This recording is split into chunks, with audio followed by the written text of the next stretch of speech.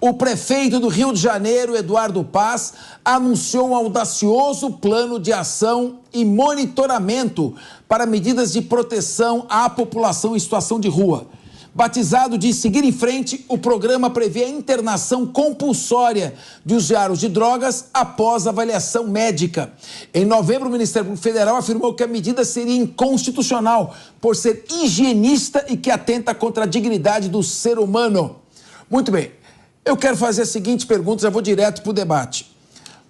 Mônica Rosenberg é uma política higienista e atenta contra a dignidade humana? Então, seria defender a dignidade humana, deixar esses mortos-vivos na rua, na sujeira, sem alimentação, consumindo crack, se drogando e morrendo, e o Estado de braços cruzados respeitando o direito dele se destruir? Eu não entendo. Para mim, a medida é positiva e deveria ser rediscutida no Poder Judiciário. Quero a sua opinião. Na verdade, esse projeto prevê 5 passos. A internação é o último em casos em que todos os outros não funcionarem, casos excepcionais em que os médicos vão autorizar.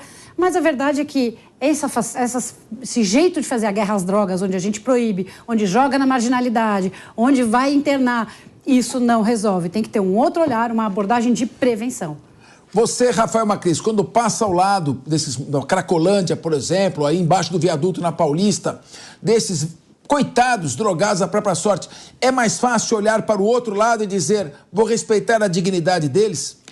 Ô Capês, essa defesa de que o combate às drogas só vai acontecer trabalhando na prevenção, me desculpe, é um dos pontos que devem ser trabalhados. Agora, o outro que tem que ser olhado é justamente a questão de saúde e a questão de segurança pública envolvendo tudo isso.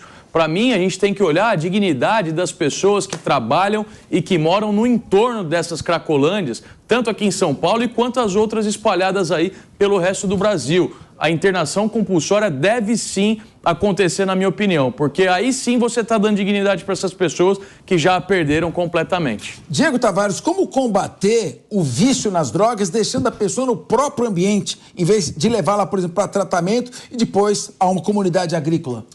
Professor Capês, com todo respeito à opinião do Ministério Público Federal, esse papo de a internação compulsória política higienista, isso é papo de ongueiro, que fatura e fatura muito com o vício, a dependência química dessas pessoas. A internação compulsória, em certos casos, nos quais a pessoa está num grau, numa profundidade no vício, no qual ela não consegue mais saber o que é bom para ela, o que não é uma medida necessária para preservar a própria saúde daquela pessoa e, como disse aqui o Rafael, preservar a dignidade de quem tem que sofrer com esse problema. Aqui no centro de São Paulo, nós temos proprietários de imóveis que pagam IPTUs caros, não conseguem utilizar seus imóveis, não conseguem alugar os seus imóveis, porque o imóvel está dentro de uma cracolândia. Então, parabéns ao prefeito do Rio de Janeiro, medida excelente, tenho certeza que vai resolver muitos problemas da cidade. Wilson Pedroso, uma pessoa que está na rua viciada em crack, pesando 40 quilos, tem liberdade para decidir se ela quer ser internada ou não? Ela tem autodeterminação?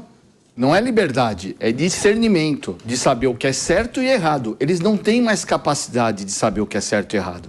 A compulsória é a única forma de salvar essa vida, porque muitas vezes não encontra mais guarida na família e também e muitos não têm família. Então, tá certo o Eduardo Paes, acho que ele acertou, porque essas pessoas precisam ser acolhidas de alguma forma.